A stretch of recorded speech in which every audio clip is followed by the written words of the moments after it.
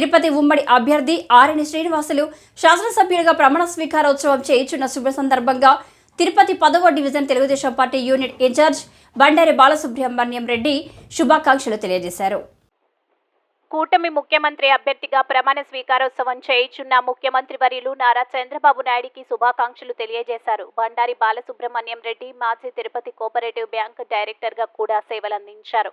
10వ డివిజన్ ప్రజలకు అందుబాటులో ఉంటానని అత్యధిక మెజారిటీ 1400 పైచిలుకు ఇచ్చినందుకు వారికి కృతజ్ఞతలు తెలియజేస్తూ అనంతరం ప్రసంగించారు. తిరుపతి ప్రజలకు అందరికీ మరియు 10వ డివిజను నా ప్రజలకు అందరికీ ముఖ్యంగా ఆర్ఎన్ శ్రీనివాసులు ఎమ్మెల్యేగా అఖండ మెజారిటీతో గెలిపించిన తిరుపతి ప్రజలకు అందరికీ ఆర్థిక శుభాకాంక్షలు తెలియజేస్తున్నాను.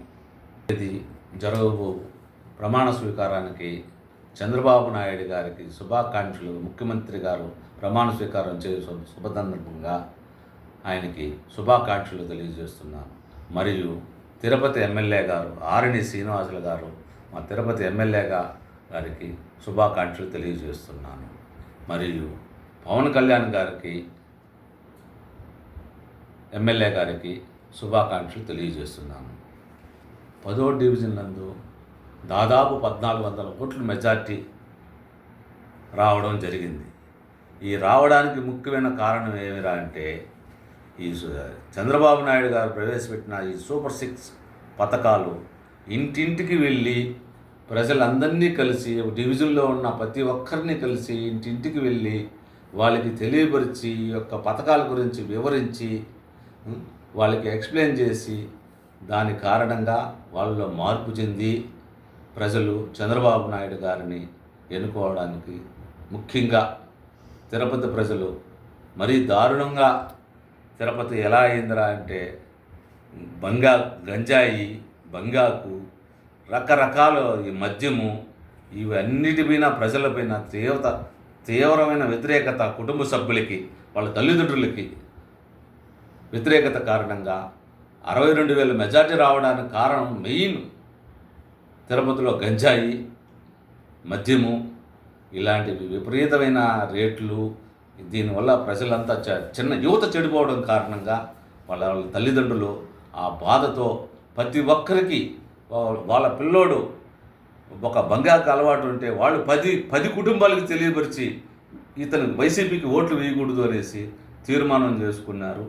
దాని ప్రకారంగా ఈరోజు జిల్లాలో అత్యధిక మెజార్టీ 62,000 ఓట్లు రావడానికి తిరుపతిలో కారణం ఏమిరా అంటే మెయిన్ ఈ బంగాకే. అతి తక్కువ స్థాయి పోలింగ్ జరిగినది. తిరుపతిలో 52% మాత్రమే పోలింగ్ జరిగింది. ఆ 52%లోనే 62,000 ఓట్లు పైన చిలుకులో మెజార్టీ రావడం అంటే చాలా గొప్ప విశేషము. ఇలాంటి అవకాశము ఆర్ఎన్ శ్రీనివాసులు గారికి రావడం అనేది చాలా సంతోషమైన విషయము. చంద్రబాబు నాయుడు, పవన్ కళ్యాణ్ గారు తిరుపతి ఎమ్మెల్యే గారికి మంత్రి పదవి ఇస్తారనుకొని నేను ఆశిస్తున్నాను. ఏమి కావాలన్నా వాళ్ళ ప్రజలకి అందుబాటులో నేను ఉంటాననేసి మరియు ఎమ్మెల్యే గారు అందుబాటులో ఉంటారు. మా కస్టర్ ఇన్ఛార్జి మబ్బుదానారెడ్డి గారు మరియు ఇతర నాయకులు నరసింహ యాదవ్ గారు, పులుగూరు మురళి గారు, జేబీ శ్రీనివాసులు గారు,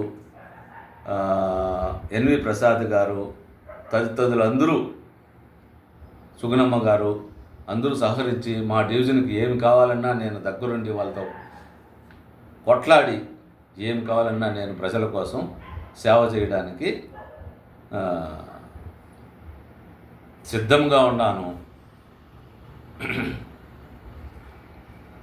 ఈ తిరుపతి ప్రజలు మరొక్కసారి